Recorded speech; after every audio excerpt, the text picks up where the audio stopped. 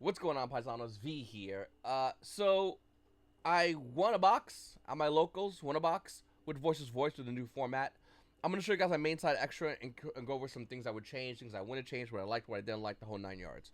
All right, right off the gate, you got 3 low, 3 Saphira, 3 Divina, 3 Ash, 3 Vela.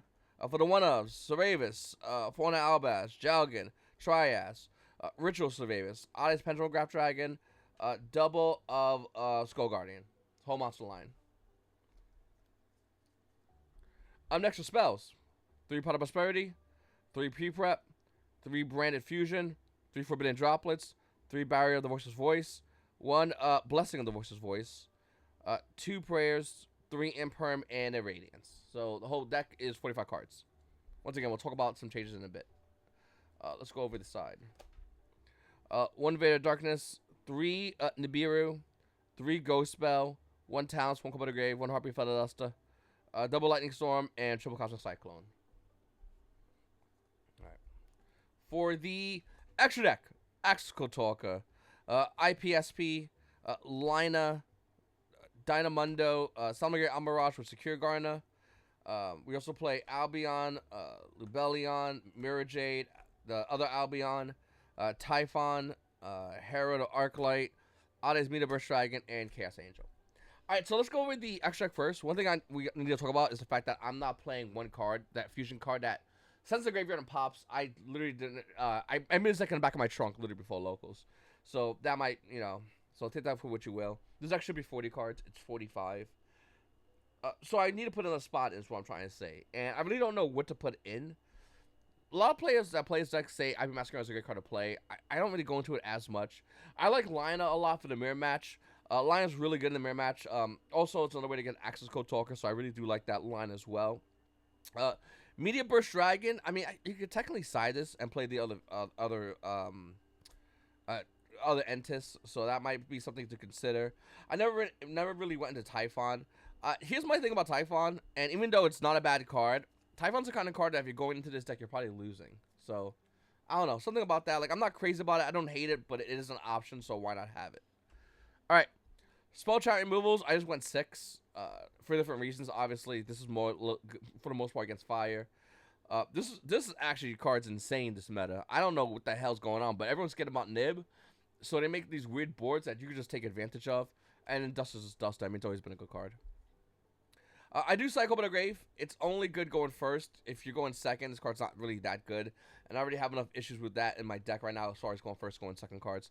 So I did side this. If I was going first, it's a great card. But if you're going second, this card's terrible. Through on Talented, it's good for a lot of things. A lot of variance in the meta. Also had extra flex spot. One spell I might consider playing is Ultimate Slayer. I think Ultimate Slayer is not that bad, being the fact that extra deck is all over the place. So there's always room to play 3 extra cards, and those might be Ultimate Slayer. Ghost Spell's a phenomenal card. A lot of players don't play it for some ungodly reason. It's meta, but this card's insane. A lot of people side Bystials. Not many really main, and Ghost Spell is really good against that. So that's just another huge thing about the card. It's a phenomenal card. I also tried siding the Nibs. And my locals, a lot of players are getting smart and playing around Nib a lot. So Nibs, for the most part, is becoming more and more dead. I know you use it as ritual material, but for the most part, it's hit or miss with me. I don't know. I might make this Ultimate Slayer and see how that is and see if that's better. I did play Invaded Darkness. I do not like Runicks. I think Runicks are fucking trash. And why not play a card just to, make sure Runick players understand the fact that the deck's trash.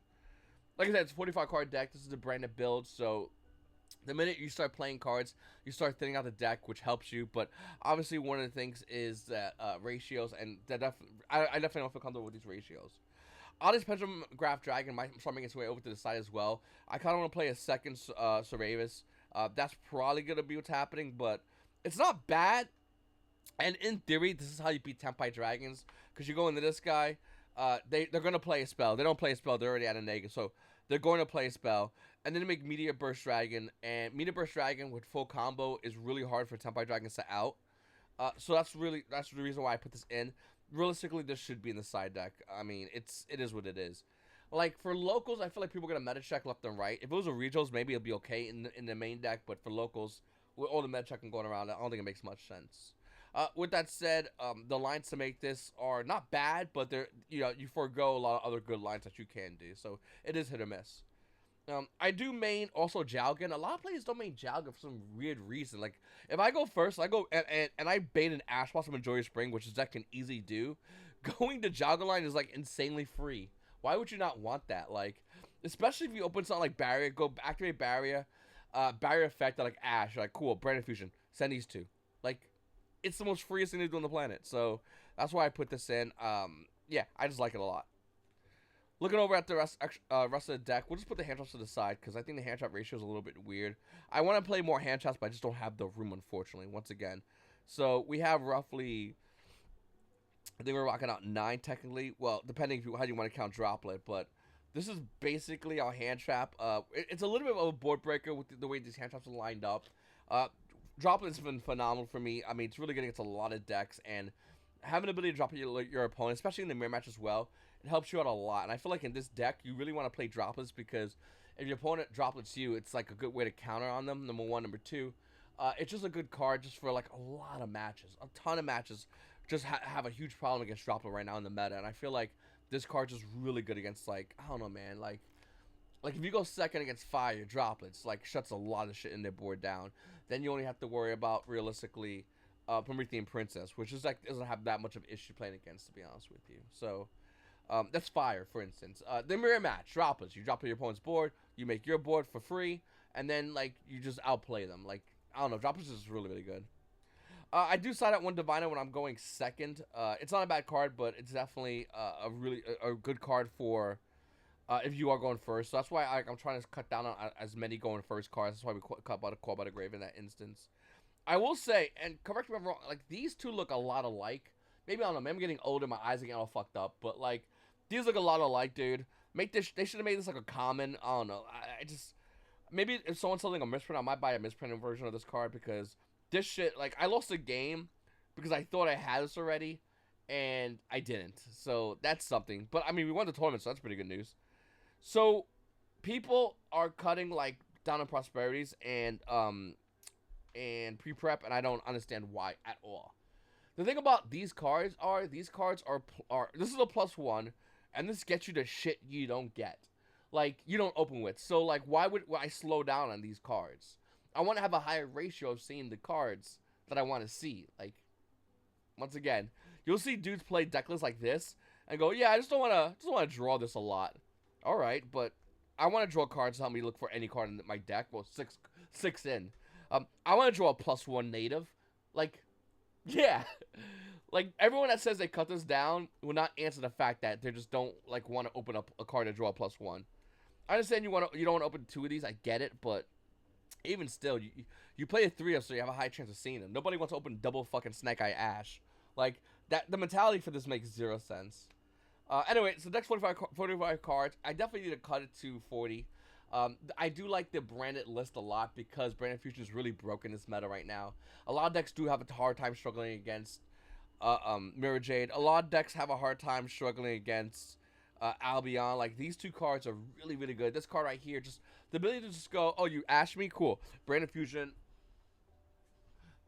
make this fucking lock you up, kid. Like, good stuff. Especially if they ash something and you still could put the board up. So if they ash and your end board is this, it's GG. Like, 100%. Like, if you ash me at some other goofy shit, whatever, and I go Branded Fusion make this guy, you lose. Like, who beats this? Nobody. So that's the reason why I wanted to go ahead and put this kind of board up, this deck today. It's really, really good. It's I know there's a lot of other builds of Voiceless in the meta, and I'll probably have more deck profiles about those future builds. But yeah, I like the deck. The deck ran really well. I built a deck in the back of my trunk today, so there's that. I didn't really have anything I really wanted to play, and Voiceless is kind of easy to play, so we did that. All right, let's see what we're pulling these packs. You can stop the video in case you don't want to see what I pull, but I'm trying to pull me a QCR. I really pulled almost anything from this set, so I don't really care. Pulled a Padra. Evidently, these are hard to pull. Yeah, I don't know why. But they're hard to pull, so, you know, what are you going to do? I will say, I do like the fact that Tempai Dragons are relatively easy, except the fact you still got to shell out a crazy amount of money for that Trident Dragon. But I'll be honest with you, and here's the thing where I flip it on everybody. So if you're looking to build Tempais or Tempai Dragon, whatever you want to call them, if your most expensive card in your deck is $100, just be happy you're not a fire player, because those decks cost dough, bro. Like, I'm not sure if you looked at those prices, but they're pretty expensive. And if you gotta pay $100, but the rest of your deck is cheeks, like value-wise, who cares, dude? Like, realistically, like, who cares? Don't get me wrong, I know it's $100, it sucks, but you know what also sucks? Buying all the fucking fire dragon stuff. Not fire dragon stuff. The voiceless voice stuff, and buying all the wanteds and the snake eyes crap. Like, that sucks. So if your biggest problem is a $100 card, but the rest of your deck's dirt, like, this is a super rare. Like I said, I think this is like the other money card in the deck. Then I think you're kind of good. You know, I think you're in a really good spot. So I wouldn't really put it to a point where it's like, oh, it sucks. You know, it's not fair. Like, who cares, dude? So we're gonna pull QCR. The only card I would really want to pull out of here is QCR. That Die Bellstar card. To use in Snake Eyes. That's really it. I mean, everything else I pull, I don't care. This is all Disney bucks at this point to me. The QCRs in this set are just, they're laughably bad. Like, once again, I do like the support for Melodious. I might try a Melodious Voiceless in the future. Like, that's pretty cool, but dude, we pulled 2 Hydras? Insane. This box is pretty nice. You know it's really fucked up when the super rares has like value because Konami short prints the shit out of them. That Nightmare Throne, by the way, don't hit me up asking about that. It's going to a buddy of mine. Ashen. The cards will look really good, but are really cheeks. Compliments to your friends over at Konami. Or rights reserved. Can we pull a 3rd Hydra in this one box? I've never seen a box pull 3 Hydras. Probably will never see it. What the fuck is this guy? Alright, whatever. Dude, let's pull a QCR, dude. Battle Echoes. Sure. By the way, make sure to hit the like button, subscribe to the channel. Okay? Do that shit. Comment down below. I'm going to have more deck profiles coming up in the channel. I'm going to have more content coming up in the channel. I've just been running around doing some real life stuff. So I really haven't had time to do, like, anything. But hit the like button, subscribe to the channel. Tell your friends. Like, no, but I really like that guy. Fuck that kid. Watch your boy V. Nah, I'm joking. You go ahead. Whatever, dude. Pyrite Knight. Alright, last pack. This is why we do a pack, so we're men. Lick a tongue lick them bitches. Lick a tongue lick. From the bottom to the top. Okay? From the gooch to the crack. Let's see what we got. Got fucked by Konami is what we got. Alright, guys. We did pull these 2 cards. A lot of people like this card a lot. A lot of supers, 4 ultras. I mean, we did pull 2 Hydras, so I guess Konami could fuck us on some ratios or whatever, but not bad. Make sure to hit the like button, subscribe to the channel. It's your boy V. YGOPaisano. Have a great day.